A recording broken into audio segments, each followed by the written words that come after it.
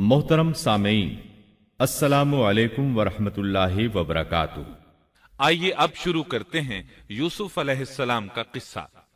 कुरान करीम ने इस किस्से को अहसनुल कसस कहा है। इसके बारे में अल्लाह ताला ने पूरी एक सूरत यानी सूरह यूसुफ नाजिल फरमाई। इस किस्से में दो अजीम नबियों का तस्किरा है, सैयदना याकूब बिन इसहाक अलैहिस्सलाम और यूसुफ बिन याकूब अलैहिस्सलाम का।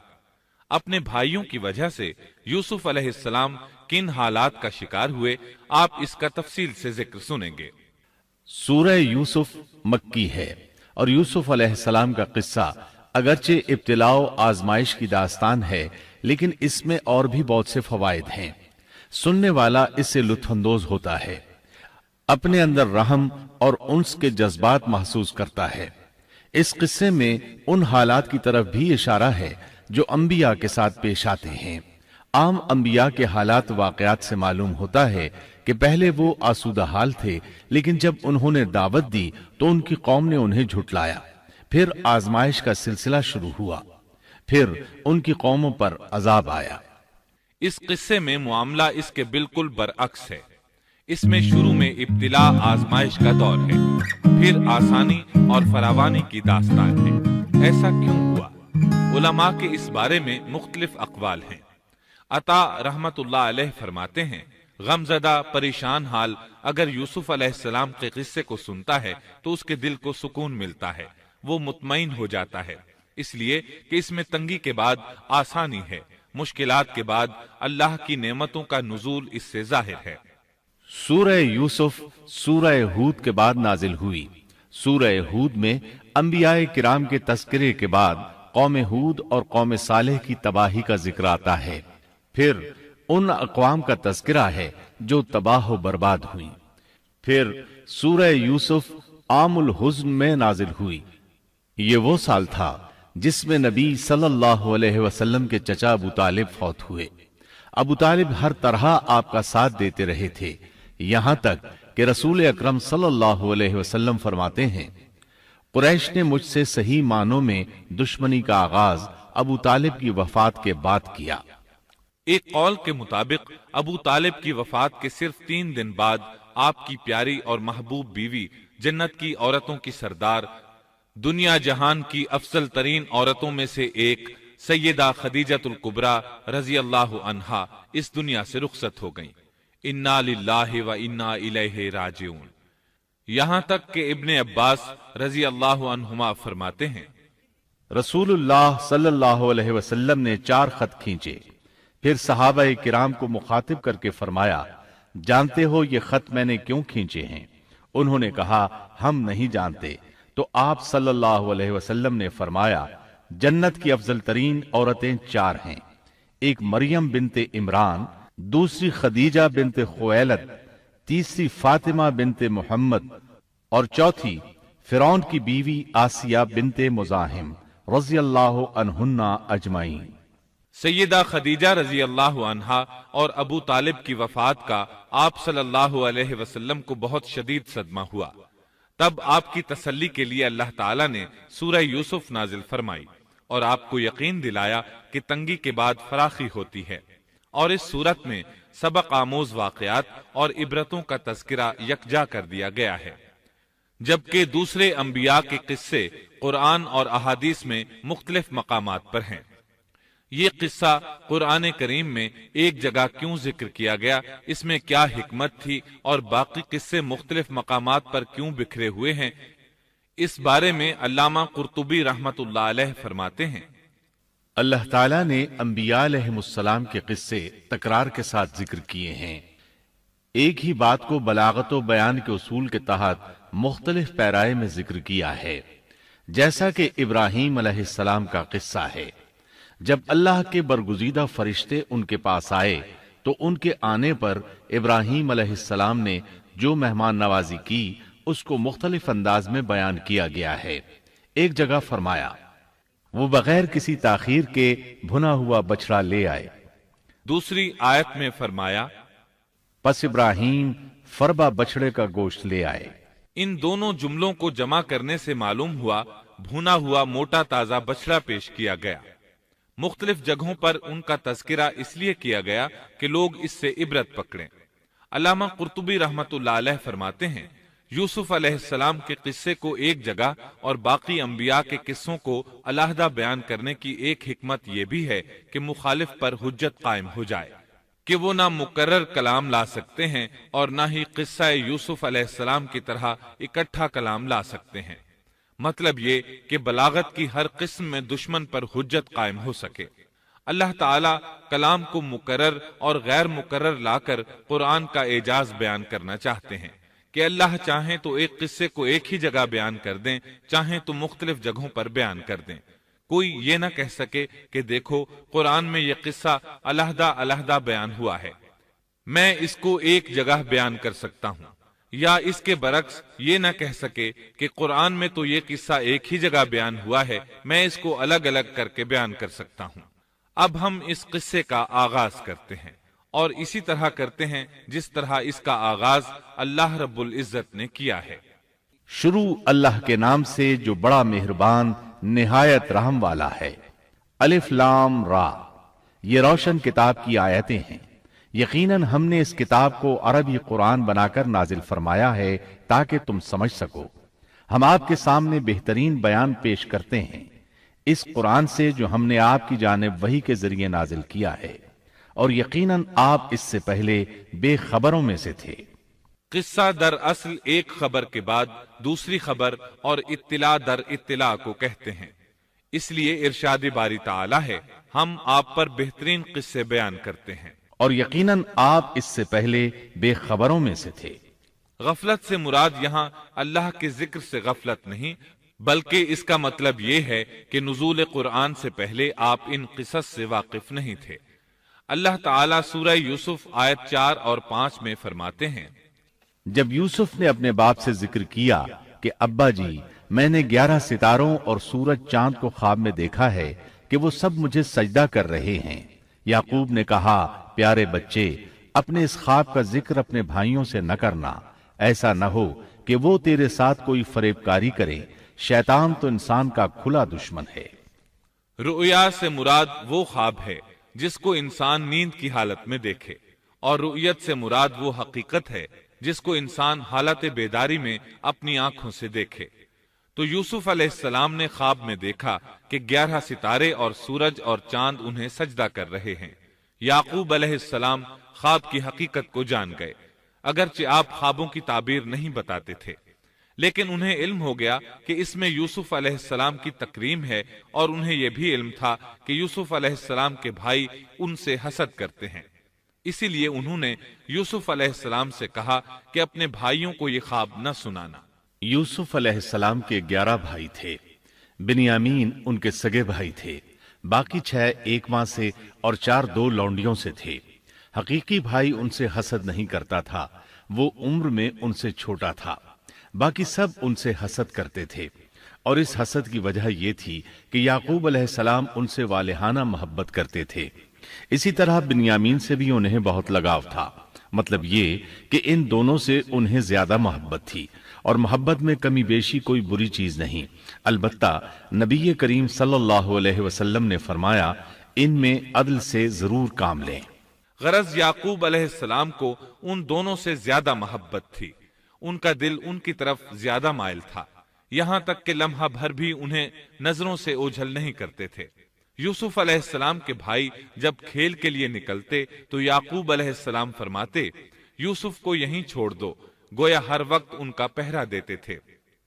اللہ تعالیٰ سورہ یوسف آیت 6 میں فرماتے ہیں، اور اسی طرح تجھے تیرا پروردگار برگزیدہ کرے گا، اور تجھے معاملہ فہمی یعنی خوابوں کی تعبیر بھی سکھائے گا، اور اپنی نعمت تجھے بھرپور عطا فرمائے گا، اور یعقوب کے گھر والوں کو بھی، جیسے کہ اس نے اس سے پہلے تیرے دادا اور پردادا یعنی ابراہیم و اسحاق کو بھی بھرپور اپنی نعمت دی۔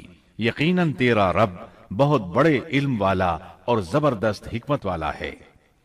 یعنی آپ کو منتخب کر لیا اور تمام بھائیوں سے آپ کو چن لیا، اور یعقوب علیہ السلام کے سارے بیٹوں سے آپ کا انتخاب کیا، اور اس دور کے لوگوں میں سے آپ کو نبوت دینے کا ارادہ کیا۔ مزید یہ کہ وہ لوگوں کو خوابوں کی تعبیر بھی بتاتے تھے، اور آیت میں جس نعمت کا ذکر ہے اس سے مراد نبوت کی نعمت ہے، اور یہ قصہ اللہ تعالیٰ نے نصیحت کے لیے ذکر کیا ہے۔ اللہ تعالیٰ سورہ یوسف آیت 7 اور 8 میں فرماتے ہیں، یقیناً یوسف اور اس کے بھائیوں میں دریافت کرنے والوں کے لیے بڑی بڑی نشانیاں ہیں، جبکہ انہوں نے کہا کہ یوسف اور اس کا بھائی بنسبت ہمارے باپ کو بہت زیادہ پیارا ہے، حالانکہ ہم طاقتور جماعت ہیں، کوئی شک نہیں کہ ہمارے ابا سری غلطی میں ہیں۔ کہا جاتا ہے کہ یہودیوں نے نبی کریم صلی اللہ علیہ وسلم سے یوسف علیہ السلام کے قصے کے متعلق سوال کیا تو یہ مکمل سورت انہیں قصہ سنانے کے لیے نازل ہوئی، جبکہ بنی اسرائیل کو یہ مکمل قصہ معلوم نہ تھا، اور جو معلوم تھا وہ بھی تحریف شدہ تھا۔ قرآن ان کی اس تحریف کو واضح کرنے کے لیے بھی نازل ہوا، اور جو بھی بنی اسرائیل کا شخص یا کوئی اور اس کے متعلق پوچھے گا اس کے لیے عبرتیں اور نصیحتیں ہیں۔ یوسف کے بھائیوں نے کہا کہ ہمارا باپ یوسف اور اس کے بھائی سے زیادہ محبت کیوں کرتا ہے، جبکہ ہم ایک جماعت ہیں۔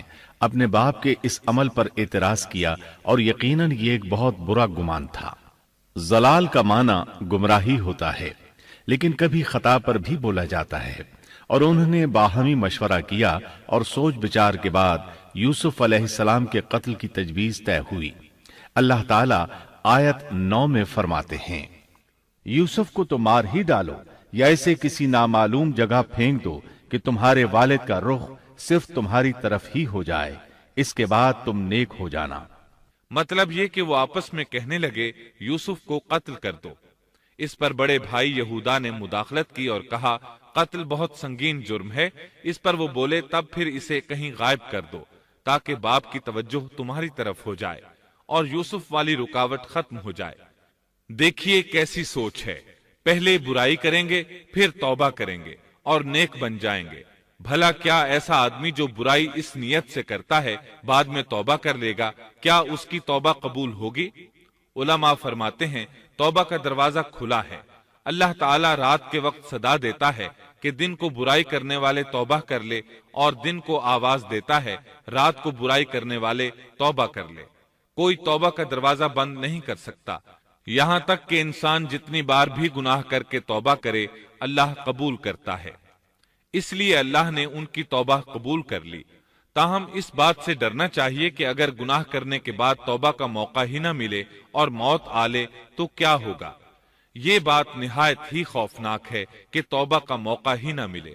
اللہ تعالیٰ آیت نمبر 10 میں فرماتے ہیں، ان میں سے ایک نے کہا یوسف کو قتل تو نہ کرو بلکہ اسے کسی اندھے کنویں کی تہ میں ڈالاؤ کہ اسے کوئی آتا جاتا قافلہ اٹھا لے جائے، اگر تمہیں کرنا ہی ہے تو یوں کرو۔ یہودا نے انہیں قتل سے روکا اور کہا قواسم کے راستے میں اموقی نام کا کنواں ہے، اسے اس میں ڈال دو، کوئی گزرتا ہوا قافلہ اسے اٹھا لے جائے گا، اس سے نجات ہی پانا چاہتے ہو تو یہ کام کرو۔ سب نے اس بات سے اتفاق کیا۔ اب اپنے باپ کے پاس گئے، باپ سے انہوں نے جو کہا آیت 11 اور 12 میں آتا ہے، انہوں نے کہا ابا آخر آپ یوسف کے بارے میں ہم پر اعتبار کیوں نہیں کرتے؟ ہم تو اس کے خیر خواہ ہیں، کل آپ ضرور اسے ہمارے ساتھ بھیج دیجئے کہ خوب کھائے پیے اور کھیلے، اور اس کی حفاظت کے ہم ذمہ دار ہیں۔ یعقوب علیہ السلام نے ان کی بات کے جواب میں جو کچھ کہا آیت نمبر 13 اور 14 میں اس کا ذکر موجود ہے۔ یعقوب نے کہا اسے تمہارا لے جانا مجھے تو سخت صدمہ دے گا، اور مجھے یہ بھی کھٹکا لگا رہے گا کہ تمہاری غفلت میں اسے بھیڑیا کھا جائے۔ انہوں نے جواب دیا کہ ہم جیسی زوراور جماعت کی موجودگی میں بھی اگر اسے بھیڑیا کھا جائے تو ہم بالکل نکمے ہی ہوئے۔ وہاں بھیڑیے کثرت سے تھے، اس لیے یعقوب علیہ السلام ڈرتے تھے۔ بیٹوں کے بار بار اصرار پر یعقوب علیہ السلام یوسف علیہ السلام کو ان کے ساتھ بھیجنے پر رضامند ہو گئے۔ اللہ تعالیٰ آیت 15 میں فرماتے ہیں، پھر جب اسے لے چلے اور سب نے مل کر ٹھان لیا کہ اسے غیر آباد گہرے کنویں کی تہ میں پھینک دیں، ہم نے یوسف کی طرف وحی کی کہ یقیناً وقت آ رہا ہے کہ تو انہیں اس ماجرے کی خبر اس حال میں دے گا کہ وہ جانتے ہی نہ ہوں گے۔ بعض روایات کے مطابق انہوں نے راستے میں یوسف علیہ السلام کو مارا پیٹا، برا بھلا کہا، اور ایسا کرنا ان کے لیے معمولی بات تھی، کیونکہ وہ تو قتل کے درپے تھے۔ آخر کار کنویں کے پاس پہنچے اور مشورے کے مطابق انہیں کنویں میں ڈال دیا۔ یوسف علیہ السلام کنویں میں ایک پتھر پر گرے، یعنی پانی میں نہ گرے۔ آپ اس پتھر پر بیٹھ گئے۔ اللہ تعالیٰ کی طرف سے انہیں تسلی دی گئی کہ آپ پریشان نہ ہوں، بہت جلد آپ کنویں سے نکلیں گے اور انہیں ان کے اس گھناؤنے فعل کے بارے میں بتلائیں گے، اور انہیں اس بات کا گمان بھی نہیں ہوگا کہ ایسا وقت بھی آئے گا۔ یوسف علیہ السلام کو کنویں میں ڈالنے کے بعد انہوں نے گھر جانے کی تیاری کی۔ آیت نمبر 16 میں آتا ہے، اور عشاء کے وقت وہ سب اپنے باپ کے پاس روتے ہوئے پہنچے۔ امام عامش قاضی شرح رحمت اللہ علیہ کی مجلس میں بیٹھے تھے۔ ایک عورت آئی، اس کا ایک آدمی سے جھگڑا تھا، وہ بہت شدت سے رو رہی تھی۔ عامش بولے، آپ دیکھتے نہیں یہ کس بری طرح رو رہی ہے؟ ان کا مطلب یہ تھا کہ یہ سچی ہے۔ قاضی شرح فرمانے لگے، یوسف علیہ السلام کے بھائی رات کو روتے ہوئے اپنے باپ کے پاس آئے تھے، پس فیصلہ رونے پر نہیں انصاف پر ہونا چاہیے۔ اب یوسف علیہ السلام کے بھائیوں نے باپ کو تفصیل سنائی۔ اللہ تعالیٰ اس کا ذکر آیت 17 میں فرماتے ہیں، اور کہنے لگے کہ ابا جی، ہم تو آپس میں دوڑ میں لگ گئے اور یوسف کو ہم نے سامان کے پاس چھوڑا، پس اسے بھیڑیا کھا گیا۔ آپ تو ہماری بات نہیں مانیں گے، گو ہم بالکل سچے ہی ہوں۔ سو انہوں نے یہ بات بتائی، لیکن اس سے جھوٹ صاف ظاہر ہو رہا تھا، جیسا کہ اگلی آیت میں ہے۔ اور یوسف کے کرتے کو جھوٹ موڑ کے خون سے خون آلود بھی کر لائے تھے۔ ابن عباس رضی اللہ عنہما فرماتے ہیں کہ انہوں نے بکری ذبح کی اور یوسف علیہ السلام کی قمیص پر اس کا خون مل لیا، اور خون میں لت پت قمیص یعقوب علیہ السلام کے پاس لے آئے۔ جب یعقوب علیہ السلام نے دیکھا تو فرمانے لگے، یہ بھیڑیا بھی کتنا رحم دل تھا، میرے بیٹے کو تو کھا لیا اور قمیص کو کچھ نہیں کہا، تمہاری عقل کہاں ہے؟ اس بات کا ذکر آیت 18 میں ہے۔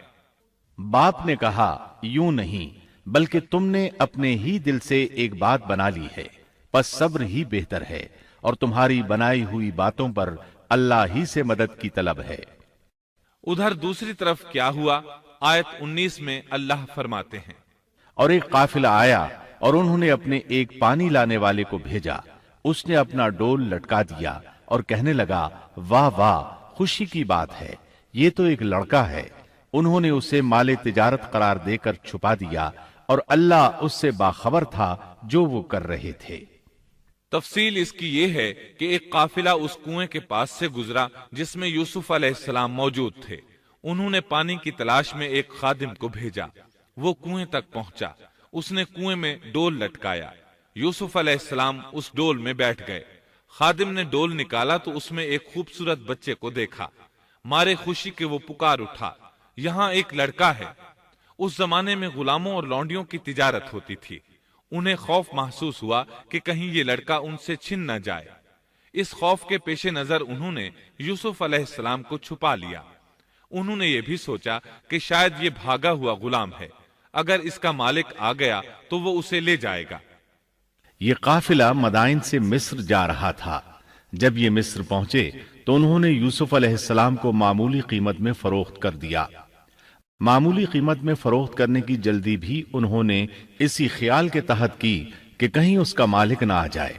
ابن عباس رضی اللہ عنہما فرماتے ہیں کہ انہوں نے یوسف علیہ السلام کو صرف 20 درہم میں بیچ دیا، اور یہ نہایت معمولی قیمت تھی۔ آیت نمبر 21 میں ہے، مصر والوں میں سے جس نے اسے خریدا تھا اس نے اپنی بیوی سے کہا کہ اسے بہت عزت و احترام کے ساتھ رکھو، بہت ممکن ہے کہ یہ ہمیں فائدہ پہنچائے یا اسے ہم اپنا بیٹا ہی بنا لیں۔ یہ شخص مصر کا وزیر خزانہ تھا، بے اولاد تھا۔ اس نے سوچا شاید یہ لڑکا بڑا ہو کر اچھا انسان بنے، لہٰذا کیوں نہ ہم اسے بیٹا بنا لیں۔ اس طرح یوسف علیہ السلام وزیر خزانہ کے گھر پلے بڑھے۔ وزیر خزانہ عزیز مصر کہلاتا تھا۔ عزیز نے آپ کو بیٹوں کی طرح رکھا۔ آپ کچھ بڑے ہوئے تو شاہی محل کی دیکھ بھال آپ کے ذمے لگا دی گئی، شاہی محل کے تمام اختیارات آپ کے سپرد کر دیے گئے۔ اللہ تعالیٰ آیت 21 اور 22 میں فرماتے ہیں، یوں ہم نے مصر کی سرزمین میں یوسف کا قدم جما دیا کہ ہم اسے خواب کی تعبیر کا کچھ علم سکھا دیں۔ اللہ اپنے ارادے پر غالب ہے، لیکن اکثر لوگ بے علم ہوتے ہیں۔ اور جب یوسف پختگی کی عمر کو پہنچ گئے تو ہم نے اسے قوت فیصلہ اور علم دیا۔ ہم نیک کاروں کو اسی طرح بدلہ دیتے ہیں۔ یوسف علیہ السلام بہت پاکیزہ اور توحید والے ماحول میں پروان چڑھے۔ گھر کا سارا انتظام انہی کے ہاتھ میں تھا۔ آپ بہت بصیرت اور سوجھ بوجھ سے گھر کا نظام چلا رہے تھے۔ ابھی عزیز مصر کی بیوی نے آپ کو گمراہ کرنے کی کوشش نہیں کی تھی کہ حلم، علم اور بصیرت کی صفات آپ میں موجود تھیں۔ مفسرین لکھتے ہیں جب یوسف علیہ السلام کی عمر 17-18 سال کی ہوئی تو جوانی کے ساتھ ان کے حسن میں مزید اضافہ ہوا۔ حسن یوسف واقعی بے مثال تھا۔ نبی اکرم صلی اللہ علیہ وسلم فرماتے ہیں، معراج کی رات میری ملاقات یوسف علیہ السلام سے ہوئی۔ ایسا لگتا تھا کہ دنیا کا نصف حسن یوسف علیہ السلام کو ملا ہے۔ مفسرین اس کی وضاحت کرتے ہیں کہ حسن کو اللہ تعالیٰ نے 2 حصوں میں تقسیم کیا ہے۔ آدھا حسن یوسف علیہ السلام کو دیا اور آدھا باقی ساری مخلوق میں تقسیم کر دیا۔ اللہ اکبر، یہ ہے حسن یوسف۔ اور جب یوسف کے حسن کی کیفیت یہ ہے تو پھر اس کے خالق کے کیا کہنے۔ جب عزیز مصر کی بیوی نے ان کا حسن دیکھا تو بے اختیار ہو گئی۔ اس کے اندر ہیجان پیدا ہوا۔ اس نے یوسف علیہ السلام سے بدکاری کا ارادہ کر لیا۔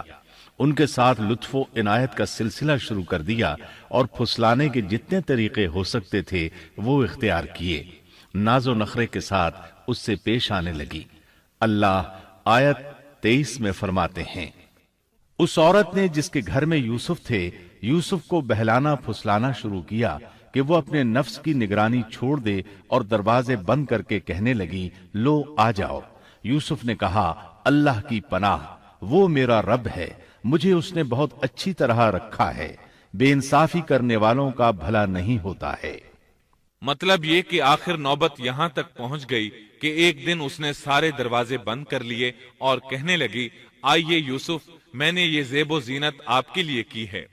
یوسف علیہ السلام فرمانے لگے، اللہ کی پناہ، یہ ناممکن ہے، میں ایسا نہیں کر سکتا۔ کیا میں اپنے مالک کی گھر والی سے بدکاری کروں جس نے مجھے اپنے بیٹوں کی طرح ناز و نعمت میں رکھا؟ یہ بہت بڑا ظلم ہے اور ظالم لوگ فلاح نہیں پا سکتے۔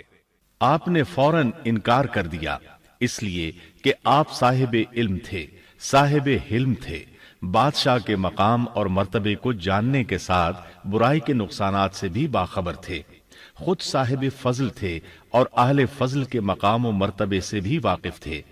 قرآن کریم کی آیات آپ کی طہارت اور پاکیزگی بیان کر رہی ہیں۔ آیت 24 میں ہے، اس عورت نے یوسف کا قصد کیا اور یوسف اس کا قصد کرتے اگر وہ اپنے پروردگار کی دلیل نہ دیکھتے۔ یوسف علیہ السلام نے اس کا ارادہ نہیں کیا، یہاں تک کہ اللہ تعالیٰ کی مہربانی سے ان کے دل میں اس گناہ کا خیال تک نہیں آیا۔ اللہ تعالیٰ نے آخر آپ کو علم بھی دیا تھا اور حلم بھی۔ آپ بادشاہ کے مرتبے سے واقف تھے، نیک تھے، جانتے تھے زانی کبھی فلاح نہیں پا سکتا، بلکہ آپ نے تو فوراً کہہ دیا، اللہ کی پناہ، میں ایسا ہرگز نہیں کر سکتا۔ اتنی بڑی آزمائش میں ان کے دل میں خیال آنا ممکن تھا، لیکن یوسف علیہ السلام کے دل میں تو اتنا سا خیال بھی نہیں آیا۔ اس کی وجہ یہ تھی کہ آپ نے اپنے رب کی دلیل دیکھی تھی۔ وہ دلیل کیا تھی، اس بارے میں مفسرین کے مختلف اقوال ہیں۔ بعض کہتے ہیں آپ نے جبرائیل علیہ السلام کو دیکھا، بعض کہتے ہیں آپ نے یعقوب علیہ السلام کو دیکھا، وہ انہیں انگلی کے اشارے سے منع کر رہے تھے۔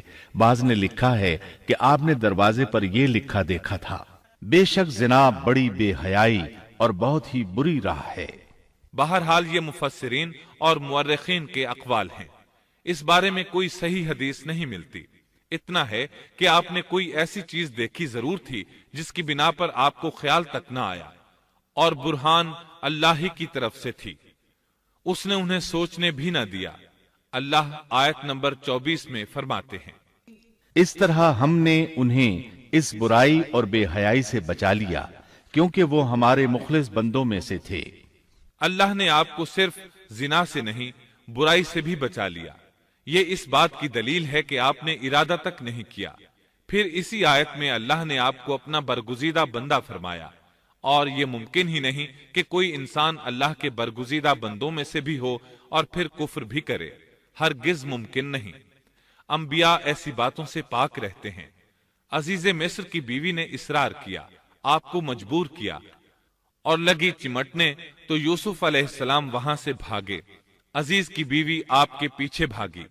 اللہ تعالیٰ نے آیت 25 میں اس واقعے کو یوں بیان فرمایا ہے، اور دونوں دروازے کی طرف دوڑے، اور اس عورت نے یوسف کا کرتا پیچھے کی طرف سے کھینچ کر پھاڑ ڈالا، اور دروازے کے پاس ہی عورت کا شوہر دونوں کو مل گیا، تو کہنے لگی، جو شخص تیری بیوی کے ساتھ برا ارادہ کرے بس اس کی سزا یہی ہے کہ اسے قید کر دیا جائے یا اور کوئی دردناک سزا دی جائے۔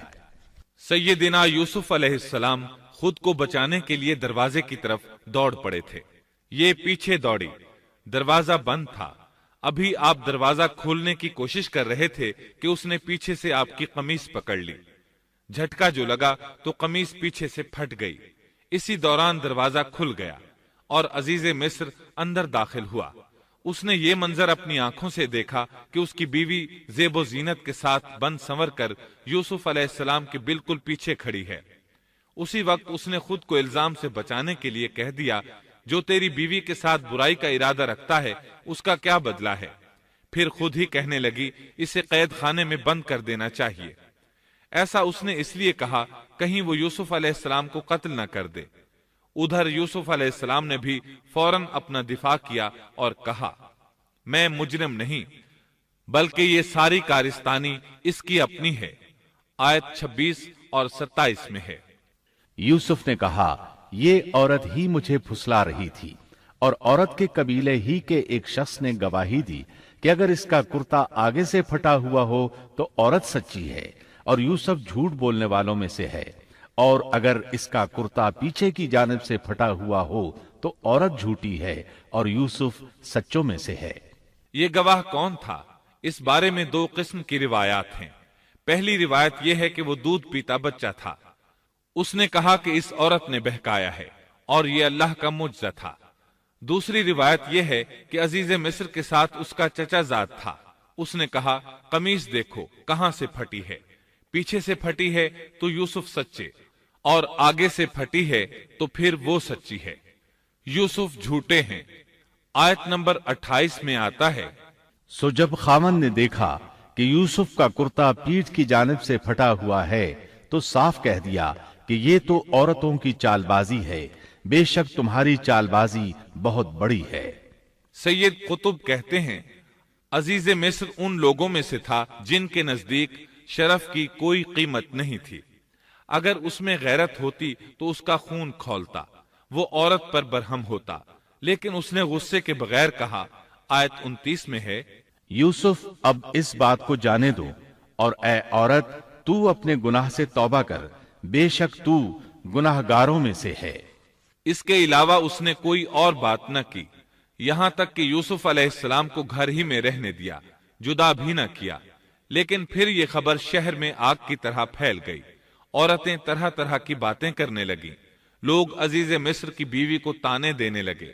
آیت 30 میں ہے، اور شہر کی عورتوں میں چرچا ہونے لگا کہ عزیز مصر کی بیوی اپنے جوان غلام کو اپنا مطلب نکالنے کے لیے بہلانے پھسلانے میں لگی رہتی ہے، اس کے دل میں یوسف کی محبت بیٹھ گئی ہے، ہمارے خیال میں تو وہ سری گمراہی میں ہے۔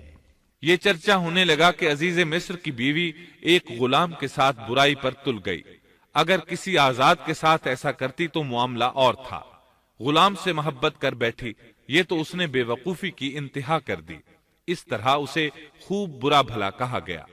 یہ خبر عزیز مصر کی بیوی تک بھی پہنچ گئی۔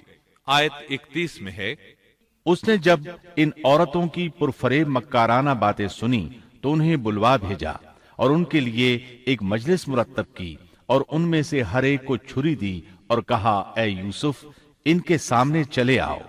ان عورتوں نے جب اسے دیکھا تو بہت بڑا جانا اور اپنے ہاتھ کاٹ لیے، اور زبان سے نکل گیا کہ اللہ کی پناہ، یہ انسان تو ہرگز نہیں، یہ تو یقیناً کوئی بہت ہی بزرگ فرشتہ ہے۔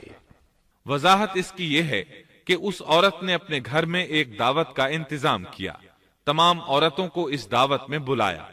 دعوت کا انتظام اس طرح کیا کہ سب کے لیے ایک تکیہ لگایا، پھل سامنے رکھے اور ہر ایک کو ایک ایک چھری تھما دی۔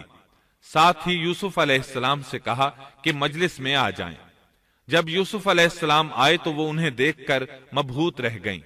ان کے حسن سے اس قدر متاثر ہوئیں کہ اپنا ہوش نہ رہا اور پھلوں کے بجائے اپنے ہاتھ کاٹ ڈالے، لیکن اس کا انہیں احساس تک نہ ہوا۔ سبحان اللہ، کیا حسن تھا جس کی وجہ سے انہوں نے اپنے ہاتھ کاٹ لیے اور خبر تک نہ ہوئی۔ کہنے لگیں یہ تو کوئی فرشتہ معلوم ہوتا ہے، انسان اتنا خوبصورت کیسے ہو سکتا ہے؟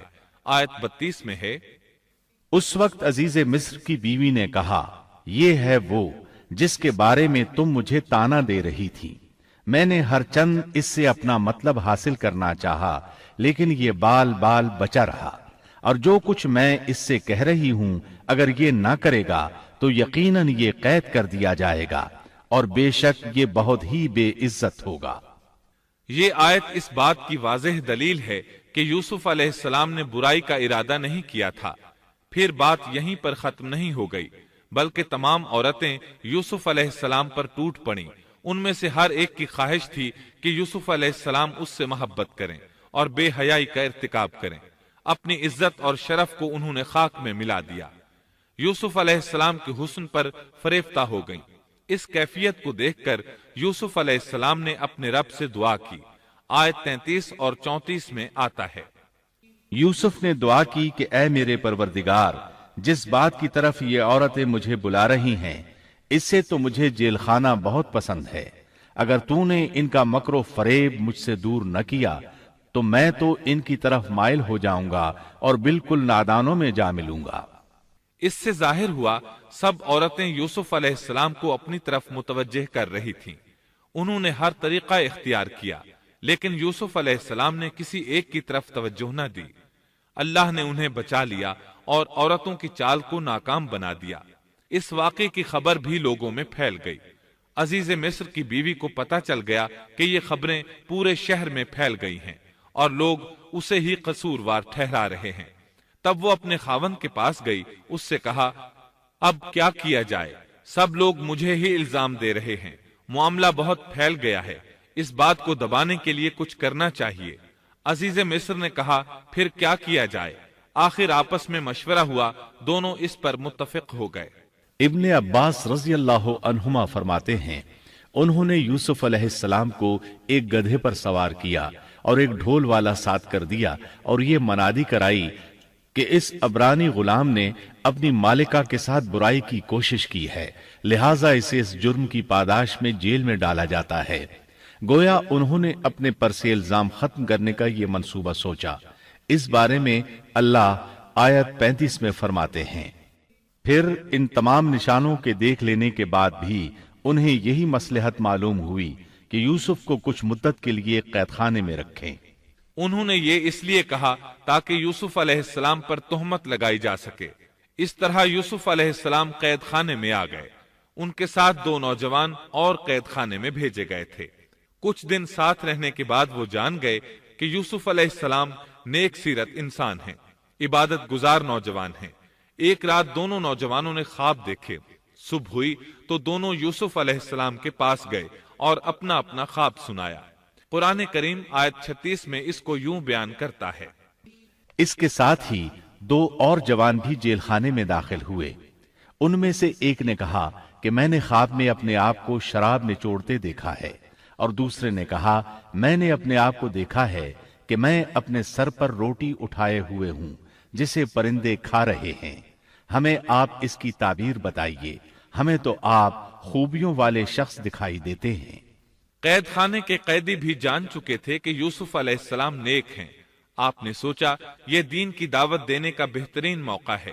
انہوں نے جو کچھ ان سے کہا وہ آیت نمبر 37 اور 38 میں اس طرح آیا ہے، یوسف نے کہا تمہیں جو کھانا دیا جاتا ہے اس کے تمہارے پاس پہنچنے سے پہلے ہی میں تمہیں اس کی تعبیر بتلا دوں گا۔ یہ سب اس علم کی بدولت ہے جو مجھے میرے رب نے سکھایا ہے۔ میں نے ان لوگوں کا مذہب چھوڑ دیا ہے جو اللہ پر ایمان نہیں رکھتے اور آخرت کے بھی منکر ہیں۔ میں اپنے باپ دادوں کے دین کا پابند ہوں، یعنی ابراہیم، اسحاق اور یعقوب کے دین کا۔ ہمیں ہرگز یہ سزاوار نہیں کہ ہم اللہ کے ساتھ کسی کو بھی شریک کریں۔ ہم پر اور تمام اور لوگوں پر اللہ کا یہ خاص فضل ہے، لیکن اکثر لوگ ناشکری کرتے ہیں۔ آپ نے سب سے پہلے اپنا تعارف کرایا، ابراہیم اور یعقوب علیہ السلام کے بارے میں بتایا، اور اس زمانے کے لوگ ابراہیم علیہ السلام کو مانتے تھے۔ ابراہیم علیہ السلام معروف تھے، جانے پہچانے تھے۔ نبی کریم صلی اللہ علیہ وسلم سے پوچھا گیا کہ کریم یعنی عزت دار کون ہے؟ آپ نے فرمایا عزت دار کے بیٹے، عزت دار کے پوتے اور عزت دار کے پڑ پوتے، یعنی یوسف بن یعقوب بن اسحاق بن ابراہیم علیہ السلام۔ مطلب یہ کہ 4 پشتوں تک نبوت کی فضیلت یوسف علیہ السلام کے سوا کسی کے حصے میں نہیں آئی۔ یہ عزت اور بزرگی کی انتہا ہے۔ آپ نے اپنے دین کا تعارف کرانے کے بعد ان سے جو کچھ کہا وہ آیت 39 اور 40 میں آتا ہے۔ اے میرے قید کے ساتھیوں، کیا بھلا کئی جدا جدا پروردگار بہتر ہیں یا ایک اللہ زبردست طاقتور؟ اس کے سوا تم جن کی پوجا باٹ کر رہے ہو وہ سب نام ہی نام ہیں جو تم نے اور تمہارے باپ دادوں نے خود ہی گھڑ لیے ہیں۔ اللہ نے ان کی کوئی دلیل نازل نہیں فرمائی۔ فرما روائی صرف اللہ ہی کی ہے۔ اس کا فرمان ہے کہ تم سب سوائے اس کے کسی اور کی عبادت نہ کرو۔ یہی دین درست ہے، لیکن اکثر لوگ نہیں جانتے۔ پھر یوسف علیہ السلام نے انہیں خواب کی تعبیر بتائی۔ اس کا ذکر سورہ یوسف آیت 41 میں ہے۔ اے میرے قید خانے کے رفیقو، تم دونوں میں سے ایک تو اپنے بادشاہ کو شراب پلانے پر مقرر ہو جائے گا، لیکن دوسرا سولی دیا جائے گا اور پرندے اس کا سر نوچ نوچ کھائیں گے۔ تم دونوں جس کے بارے میں تحقیق کر رہے تھے اس کام کا فیصلہ کر دیا گیا۔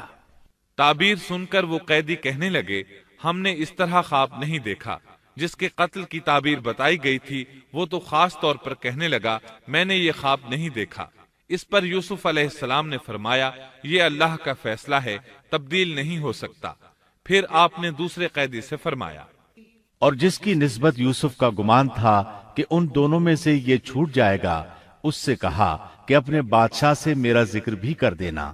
پھر اسے شیطان نے اپنے بادشاہ سے ذکر کرنا بھلا دیا اور یوسف نے کئی سال قید خانے ہی میں کاٹے۔ پھر اسی طرح ہوا، ایک کو پھانسی پر چڑھا دیا گیا، دوسرا بادشاہ کو شراب پلانے پر مقرر ہوا، لیکن وہ یوسف علیہ السلام کا ذکر کرنا بھول گیا۔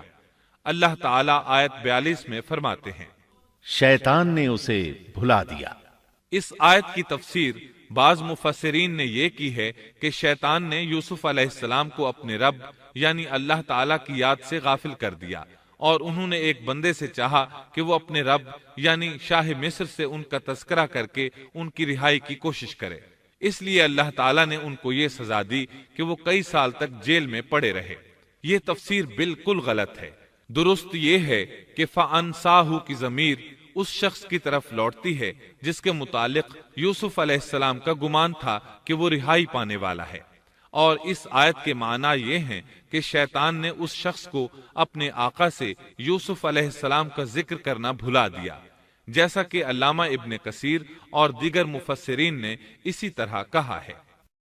انس رضی اللہ عنہ سے مروی یہ روایت کہ اللہ تعالیٰ نے یوسف علیہ السلام کی طرف وحی کی کہ اے یوسف، تجھے تیرے بھائیوں سے کس نے نجات دی؟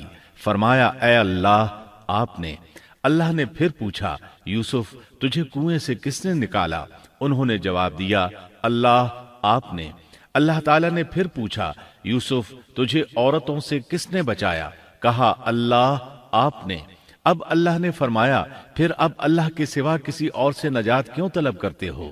یہ روایت عقل اور نقل دونوں کے خلاف ہے، کیونکہ تکالیف و مصائب سے خلاصی کے لیے دنیاوی اسباب اختیار کرنا جائز ہے، جیسا کہ سورۃ المائدہ میں اللہ تعالیٰ فرماتے ہیں کہ نیکی اور تقوی کے کاموں میں ایک دوسرے کا تعاون کرو، اور یوسف علیہ السلام کا رہائی پانے والے شخص سے اپنی رہائی کے متعلق بادشاہ سے بات کرنے کو کہنا اس آیت کے عین مطابق ہے، اور ایسا کرنا توکل علی اللہ کے خلاف نہیں۔ لہذا مذکورہ بیان کردہ روایت جس طرح سند کے اعتبار سے کمزور ہے، اسی طرح مفہوم کے اعتبار سے بھی قرآن کے خلاف ہے۔ یوسف علیہ السلام قید خانے میں پڑے ہیں، کسی کو ان کی خبر تک نہیں۔ یہ ان کی ایک اور آزمائش تھی، کسی کو خبر ہو تو نکالے۔ آخر کچھ مدت بعد بادشاہ نے خواب دیکھا۔ بادشاہ نے کہا، میں نے خواب میں دیکھا ہے کہ 7 موٹی تازی فربا گائیں ہیں جن کو 7 دبلی پتلی لاغر گائیں کھا رہی ہیں، اور 7 بالیاں ہیں ہری ہری اور دوسری 7 بالکل خشک۔ اس خواب نے بادشاہ کو پریشان کر دیا۔ اس نے کہا، اے درباریو، میرے اس خواب کی تعبیر بتلاؤ اگر تم خواب کی تعبیر دے سکتے ہو۔ انہوں نے جواب دیا، یہ تو اڑتے اڑاتے پریشان خواب ہیں، اور ایسے شوریدہ پریشان خوابوں کی تعبیر جاننے والے ہم نہیں۔ جب وہ خواب کی تعبیر نہ بتا سکے تب اس ساقی کو یوسف علیہ السلام یاد آئے۔ وہ چونک اٹھا۔ ان 2 قیدیوں میں سے جو رہا ہوا تھا اسے مدت کے بعد یاد آ گیا اور کہنے لگا، میں تمہیں اس کی تعبیر بتلا دوں گا، مجھے جانے کی اجازت دیجیے۔ قید خانہ شہر سے باہر تھا، انہوں نے اسے ادھر روانہ کر دیا۔ وہ جیل پہنچا، یوسف علیہ السلام سے ملا اور بولا، اے یوسف، اے بہت بڑے سچے، آپ ہمیں اس خواب کی تعبیر بتلائیے کہ 7 موٹی تازی گائیں ہیں جنہیں 7 دبلی پتلی گائیں کھا رہی ہیں، اور 7 بالکل سبز خوشے ہیں، اور 7 ہی دوسرے بالکل خشک ہیں، تاکہ میں واپس جا کر ان لوگوں سے کہوں تاکہ وہ سب جان لیں۔ تب یوسف علیہ السلام نے خواب کی تعبیر بتائی۔ یوسف نے جواب دیا کہ تم 7 سال تک پے در پے لگاتار حسب عادت غلہ بویا کرنا، اور فصل کاٹ کر اسے بالیوں سمیت ہی رہنے دینا، سوائے اپنے کھانے کی تھوڑی سی مقدار کے۔ اس کے بعد 7 سال نہایت سخت قحط کے آئیں گے، وہ اس غلے کو کھا جائیں گے جو تم نے ان کے لیے ذخیرہ رکھ چھوڑا تھا، سوائے اس تھوڑے سے غلے کے جو تم محفوظ کر کے رکھو گے۔ آپ نے صرف خواب کی تعبیر نہیں بتائی بلکہ علاج بھی بتایا۔ اس کے بعد ایک اور بات بھی بتائی۔ اس کے بعد جو سال آئے گا اس میں لوگوں پر خوب بارش برسائی جائے گی، اور وہ اس میں شیرہ انگور بھی خوب نچوڑیں گے۔ ساقی بہت تیزی سے واپس گیا، بادشاہ کو پوری تفصیل بتائی۔ تب بادشاہ نے کہا، یوسف کو میرے پاس لاؤ۔ بادشاہ کا قاصد واپس آیا اور آپ سے کہا، بادشاہ آپ کو بلا رہا ہے۔ یوسف علیہ السلام نے کہا، میں قید خانے سے نہیں نکلوں گا۔ نبی کریم صلی اللہ علیہ وسلم فرماتے ہیں، اللہ یوسف علیہ السلام پر رحم فرمائے، انہوں نے کس حد تک صبر کیا۔ ان کی جگہ میں ہوتا اور مجھے قید خانے سے نکلنے کے لیے کہا جاتا تو میں فوراً باہر نکل جاتا۔ 7 سال تک قید میں رہنے کے بعد اگر کوئی قیدی سے باہر نکلنے کے لیے کہے اور وہ باہر نکلنے سے انکار کر دے تو یہ بات عجیب ہی لگ سکتی تھی، لیکن یوسف علیہ السلام ہر طرح سے بری ہو کر نکلنا چاہتے تھے۔ چنانچہ آپ نے کہا، یوسف نے کہا، اپنے بادشاہ کے پاس واپس جا اور اس سے پوچھ کہ ان عورتوں کا حقیقی واقعہ کیا ہے جنہوں نے اپنے ہاتھ کاٹ لیے تھے۔ ان کے ہیلے کو صحیح طور پر جاننے والا میرا پروردگار ہی ہے۔ قاصد واپس آیا، اس نے بادشاہ کو یوسف کا جواب سنایا۔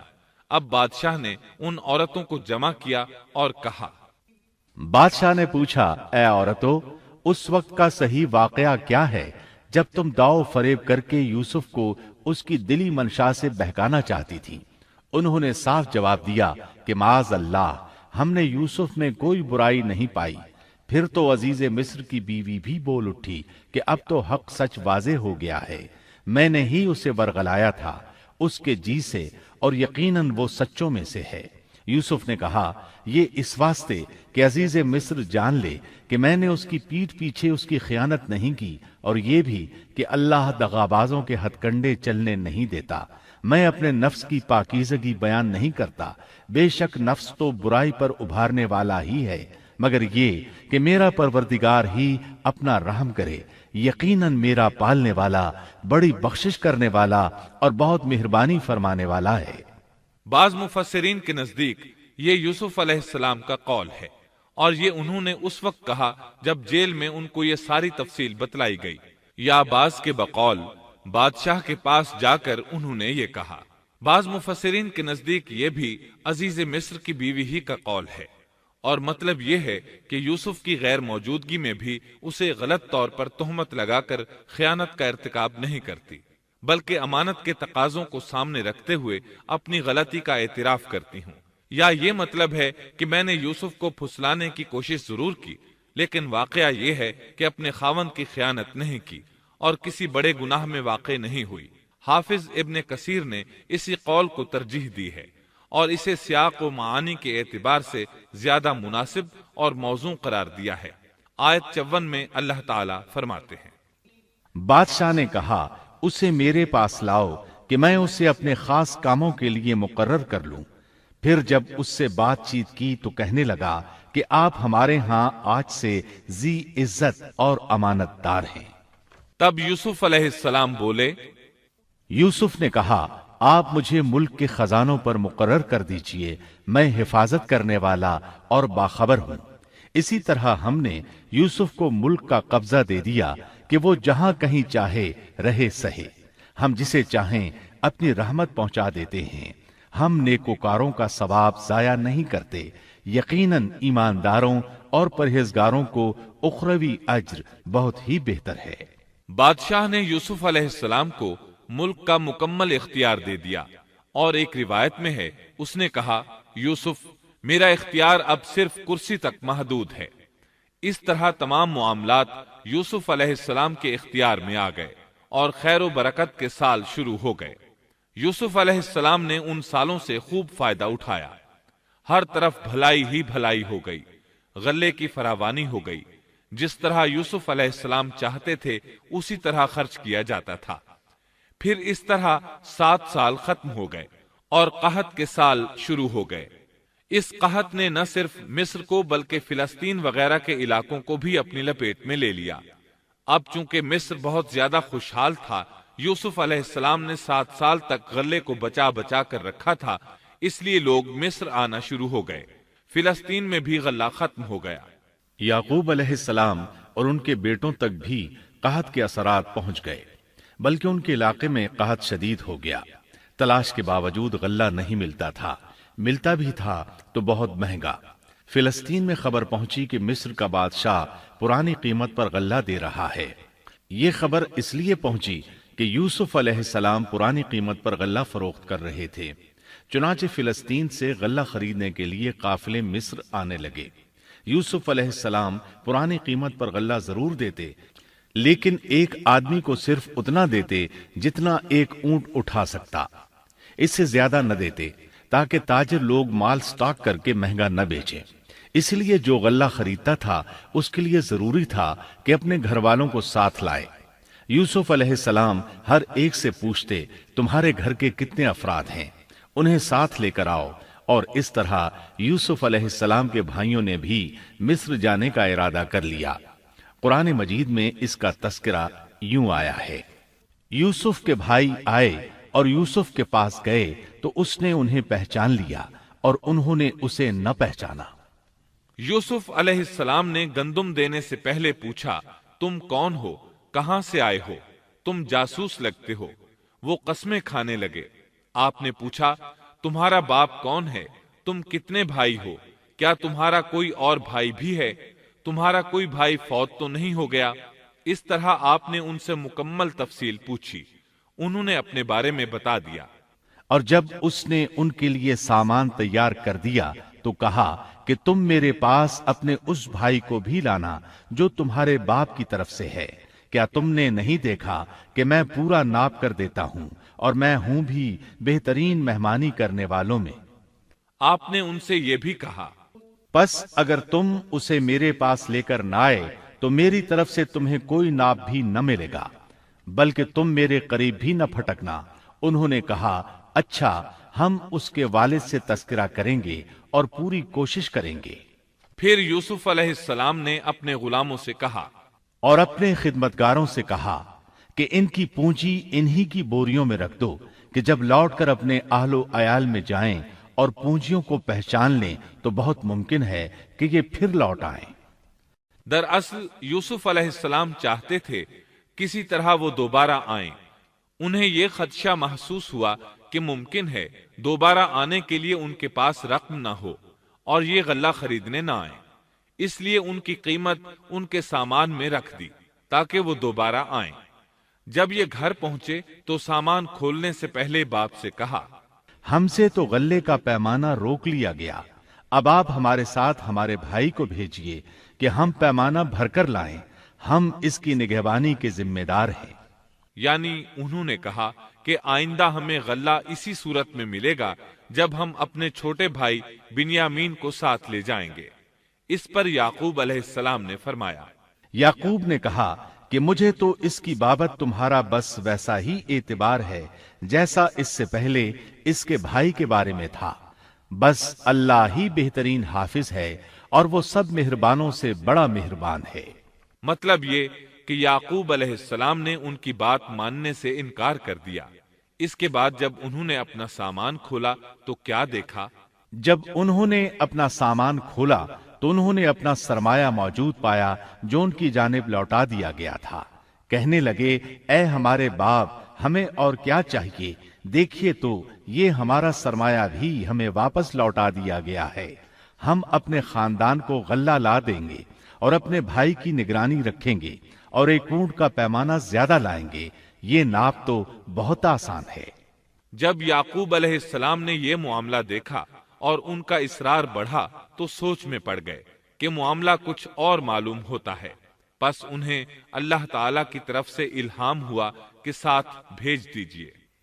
یعقوب نے کہا، میں تو اسے ہرگز ہرگز تمہارے ساتھ نہ بھیجوں گا جب تک کہ تم اللہ کو بیچ میں رکھ کر مجھے قول و قرار نہ دو کہ تم اسے میرے پاس پہنچاؤ گے، سوائے اس ایک صورت کے کہ تم سب گرفتار کر لیے جاؤ۔ جب انہوں نے پکا قول و قرار دیا تو انہوں نے کہا، ہم جو کچھ کہتے ہیں اللہ اس پر نگہبان ہے۔ انہوں نے مزید نصیحت کی، اور یعقوب نے کہا، اے میرے بچوں، تم سب ایک دروازے سے نہ جانا بلکہ کئی جدا جدا دروازوں میں سے داخل ہونا، میں اللہ کی طرف سے آنے والی کسی چیز کو تم سے ٹال نہیں سکتا، حکم صرف اللہ ہی کا چلتا ہے، میرا کامل بھروسہ اسی پر ہے اور ہر ایک بھروسہ کرنے والے کو اسی پر بھروسہ کرنا چاہیے۔ مطلب یہ تھا کہ تم 11 نوجوان ہو، تمہیں دیکھ کر کوئی حسد نہ کر بیٹھے، تمہیں نظر نہ لگ جائے، اور نظر کا لگ جانا برحق ہے، اور یہ بسا اوقات انسان کو قبر میں پہنچا دیتی ہے۔ اب یہ روانہ ہوئے۔ جب وہ انہی راستوں سے جن کا حکم ان کے والد نے انہیں دیا تھا گئے، کچھ نہ تھا کہ اللہ نے جو بات مقرر کر دی ہے وہ اس سے انہیں ذرا بھی بچا لے، مگر یعقوب کے دل میں ایک خیال پیدا ہوا جسے اس نے پورا کر لیا۔ بلا شبہ وہ ہمارے سکھلائے ہوئے علم کا عالم تھا، لیکن اکثر لوگ نہیں جانتے۔ مطلب یہ کہ انسان کی کوشش کے باوجود تقدیر اپنا کام دکھا جاتی ہے۔ عطا رحمت اللہ علیہ فرماتے ہیں کہ یعقوب علیہ السلام کے بارے میں یہ جو فرمایا کہ اس کے پاس ہمارا دیا ہوا علم تھا، اس کا مطلب یہ ہے کہ یعقوب علیہ السلام جو بھی بات کرتے تھے اس میں اللہ کا ذکر ہوتا اور غور و فکر کے بعد بات کرتے، پہلے اللہ کا نام لیتے، اور یہی ان کا علم تھا۔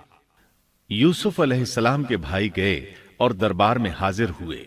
آپ نے معمول کے مطابق ان کی رہائش کا انتظام کیا، ہر دو کو ایک کمرہ دیا، اس طرح بنیامین اکیلے بچ گئے۔ یوسف علیہ السلام نے فرمایا، چلو اسے ادھر میرے پاس چھوڑ جاؤ۔ جب وہ چلے گئے تو یوسف علیہ السلام نے انہیں گلے سے لگا لیا۔ یہ سب جب یوسف کے پاس پہنچ گئے تو اس نے اپنے بھائی کو اپنے پاس جگہ دی اور کہا کہ میں تیرا بھائی یوسف ہوں، بس یہ جو کچھ کرتے رہے اس کا کچھ رنج نہ کر۔ مطلب یہ کہ وہ بنیامین کو بھی ستاتے رہے۔ اس کے بعد یوسف علیہ السلام نے کیا کیا، اس کا ذکر سورہ یوسف آیت 70 تا 77 میں سنیے۔ پھر جب انہیں ان کا سامان اسباب ٹھیک ٹھاک کر کے دیا تو اپنے بھائی کے سامان میں پانی پینے کا پیالہ رکھ دیا۔ پھر ایک آواز دینے والے نے پکار کر کہا کہ اے قافلے والو، تم لوگ تو چور ہو۔ انہوں نے ان کی طرف منہ پھیر کر کہا کہ تمہاری کیا چیز کھوئی گئی ہے؟ جواب دیا کہ شاہی پیالہ گم ہے، جو اسے لے آئے اسے ایک اونٹ کے بوجھ کا غلہ ملے گا، اس وعدے کا میں ضامن ہوں۔ انہوں نے کہا، اللہ کی قسم، تم کو خوب علم ہے کہ ہم ملک میں فساد پھیلانے کے لیے نہیں آئے اور نہ ہم چور ہیں۔ انہوں نے کہا، اچھا چور کی کیا سزا ہے اگر تم جھوٹے ہو؟ جواب دیا کہ اس کی سزا یہی ہے کہ جس کے اسباب میں سے پایا جائے وہی اس کا بدلہ ہے۔ ہم تو ایسے ظالموں کو یہی سزا دیا کرتے ہیں۔ بس یوسف نے ان کے سامان کی تلاشی شروع کی، اپنے بھائی کے سامان کی تلاشی سے پہلے، پھر اس پیمانے کو اپنے بھائی کے سامان سے نکالا۔ ہم نے یوسف کے لیے اسی طرح یہ تدبیر کی۔ اس بادشاہ کے قانون کی روح سے یہ اپنے بھائی کو نہیں روک سکتا تھا مگر یہ کہ اللہ کو منظور ہو۔ ہم جس کے چاہیں درجے بلند کر دیں۔ ہر ذی علم پر فوقیت رکھنے والا دوسرا ذی علم موجود ہے۔ انہوں نے کہا کہ اگر اس نے چوری کی تو کوئی تعجب کی بات نہیں، اس کا بھائی بھی پہلے چوری کر چکا ہے۔ یوسف نے اس بات کو اپنے دل میں رکھ لیا اور ان کے سامنے بالکل ظاہر نہ کیا۔ کہا کہ تم بڑے بدقماش ہو اور جو تم بیان کرتے ہو اسے اللہ ہی خوب جانتا ہے۔ اب وہ بادشاہ یعنی یوسف علیہ السلام کی منت سماجت کرنے لگے۔ انہوں نے کہا کہ اے عزیز مصر، اس کے والد بڑی عمر کے بالکل بوڑھے شخص ہیں، آپ اس کے بدلے ہم میں سے کسی کو لے لیجئے، ہم دیکھتے ہیں کہ آپ بڑے نیک نفس ہیں۔ یوسف نے کہا کہ ہم نے جس کے پاس اپنی چیز پائی ہے اس کے سوا دوسرے کی گرفتاری کرنے سے اللہ کی پناہ چاہتے ہیں، ایسا کرنے سے تو ہم یقیناً ناانصافی کرنے والے ہو جائیں گے۔ جب وہ اس سے مایوس ہو گئے تو تنہائی میں بیٹھ کر مشورہ کرنے لگے۔ ان میں جو سب سے بڑا تھا اس نے کہا، تمہیں معلوم نہیں کہ تمہارے والد نے تم سے اللہ کی قسم لے کر پختہ قول قرار لیا ہے، اور اس سے پہلے یوسف کے بارے میں تم کوتاہی کر چکے ہو۔ پس میں تو اس سرزمین سے نہ ٹلوں گا جب تک کہ والد صاحب خود مجھے اجازت نہ دیں، یا اللہ میرے اس معاملے کا فیصلہ کر دے، وہی بہترین فیصلہ کرنے والا ہے۔ تم سب والد صاحب کی خدمت میں واپس جاؤ اور کہو کہ ابا جی، آپ کے صاحبزادے نے چوری کی اور ہم نے وہی گواہی دی تھی جو ہم جانتے تھے، ہم کچھ غیب کی حفاظت کرنے والے نہ تھے۔ آپ اس شہر کے لوگوں سے دریافت فرما لیں جہاں ہم تھے، اور اس قافلے سے بھی پوچھ لیں جس کے ساتھ ہم آئے ہیں، اور یقیناً ہم بالکل سچے ہیں۔ یعقوب نے کہا، یہ تو نہیں بلکہ تم نے اپنی طرف سے بات بنا لی، پس اب صبر ہی بہتر ہے، قریب ہے کہ اللہ ان سب کو میرے پاس ہی پہنچا دے، وہی علم و حکمت والا ہے۔ پھر یعقوب علیہ السلام رونے لگے اور کہنے لگے، پھر ان سے منہ پھیر لیا اور کہا، ہائے یوسف۔ ان کی آنکھیں بوجہ رنج و غم کے سفید ہو چکی تھیں اور وہ غم کو دبائے ہوئے تھے۔ بیٹوں نے کہا، واللہ آپ ہمیشہ یوسف کی یاد ہی میں لگے رہیں گے، یہاں تک کہ گھل جائیں یا ختم ہی ہو جائیں۔ اس پر یعقوب علیہ السلام نے کہا، انہوں نے کہا کہ میں تو اپنی پریشانیوں اور رنج کی فریاد اللہ ہی سے کر رہا ہوں، مجھے اللہ کی طرف سے وہ باتیں معلوم ہیں جو تم نہیں جانتے۔ میرے پیارے بچوں، تم جاؤ اور یوسف کی اور اس کے بھائی کی پوری طرح تلاش کرو، اور اللہ کی رحمت سے نا امید نہ ہو، یقیناً رب کی رحمت سے نا امید وہی ہوتے ہیں جو کافر ہوتے ہیں۔ اب ان کے پاس غلہ خریدنے کے لیے سامان تجارت بہت کم تھا۔ وہ تھوڑا سا سامان لے کر پھر یوسف علیہ السلام کے پاس گئے۔ پھر جب یہ لوگ یوسف کے پاس پہنچے تو کہنے لگے کہ اے عزیز، ہم کو اور ہمارے خاندان کو دکھ پہنچا ہے، ہم حقیر پونجی لائے ہیں، پس آپ ہمیں پورے غلے کا ناپ دیجئے اور ہم پر خیرات کیجئے، اللہ خیرات کرنے والوں کو بدلہ دیتا ہے۔ اب برادران یوسف ان کے سامنے رسوائی کے درجے تک پہنچ گئے، چنانچہ یوسف علیہ السلام نے انہیں زیادہ پریشان کرنا مناسب نہ سمجھا اور اپنا مکمل تعارف کروا دیا۔ یوسف نے کہا، جانتے بھی ہو کہ تم نے یوسف اور اس کے بھائی کے ساتھ اپنی نادانی کی حالت میں کیا کیا؟ انہوں نے کہا، واقعی تو ہی یوسف ہے۔ جواب دیا کہ ہاں، میں یوسف ہوں اور یہ میرا بھائی ہے۔ اللہ نے ہم پر فضل و کرم کیا۔ بات یہ ہے کہ جو بھی پرہیزگاری اور صبر کرے تو اللہ کسی نیکوکار کا اجر ضائع نہیں کرتا۔ انہوں نے کہا، اللہ کی قسم، اللہ نے تجھے ہم پر برتری دی ہے، اور یہ بھی بالکل سچ ہے کہ ہم خطا کار تھے۔ جواب دیا، آج تم پر کوئی ملامت نہیں ہے، اللہ تمہیں بخشے۔ وہ سب مہربانوں سے بڑا مہربان ہے۔ میرا یہ کرتا تم لے جاؤ اور اسے میرے والد کے منہ پر ڈال دو کہ وہ دیکھنے لگیں، اور اپنے خاندان کو میرے پاس لے آؤ۔ وہ قمیص لے کر یعقوب علیہ السلام کی طرف چل دیے۔ جو ہی مصر سے چلے، یعقوب علیہ السلام نے خوشبو محسوس کر لی۔ جب یہ قافلہ جدا ہوا تو ان کے والد نے کہا کہ مجھے تو یوسف کی خوشبو آ رہی ہے۔ وہ کہنے لگے کہ واللہ آپ اپنے اسی پرانے خط میں مبتلا ہیں۔ جب خوشخبری دینے والے نے پہنچ کر ان کے منہ پر وہ کرتا ڈالا، اسی وقت وہ پھر سے بینا ہو گئے۔ کہا، کیا میں تم سے نہ کہا کرتا تھا کہ میں اللہ کی طرف سے وہ باتیں جانتا ہوں جو تم نہیں جانتے؟ انہوں نے کہا، ابا جی، آپ ہمارے لیے گناہوں کی بخشش طلب کیجئے، بے شک ہم قصوروار ہیں۔ کہا، اچھا، میں جلد ہی تمہارے لیے اپنے پروردگار سے بخشش مانگوں گا، وہ بہت بڑا بخشنے والا اور نہایت مہربانی کرنے والا ہے۔ پھر سارا خاندان یوسف علیہ السلام کے پاس آیا۔ جب یہ سارا گھرانہ یوسف کے پاس پہنچ گیا تو یوسف نے اپنے ماں باپ کو اپنے پاس جگہ دی اور کہا، اللہ کو منظور ہے تو آپ سب امن و امان کے ساتھ مصر میں آؤ، اور اپنے تخت پر اپنے ماں باپ کو اونچا بٹھایا اور سب اس کے سامنے سجدے میں گر گئے۔ تب کہا کہ ابا جی، یہ میرے پہلے کے خواب کی تعبیر ہے، میرے رب نے اسے سچا کر دکھایا۔ اس نے میرے ساتھ بڑا احسان کیا جبکہ مجھے جیل خانے سے نکالا اور آپ لوگوں کو صحرا سے لے آیا۔ اس اختلاف کے بعد جو شیطان نے مجھ میں اور میرے بھائیوں میں ڈال دیا تھا، میرا رب جو چاہے اس کے لیے بہترین تدبیر کرنے والا ہے، اور وہ بہت علم و حکمت والا ہے۔ اے میرے پروردگار، تو نے مجھے کچھ حکومت عطا فرمائی اور مجھے خواب کی تعبیر سکھلائی۔ اے آسمانوں اور زمین کے پیدا کرنے والے، تو ہی دنیا و آخرت میں میرا ولی اور کارساز ہے۔ تو مجھے اسلام کی حالت میں فوت کر اور نیکوں میں ملا دے۔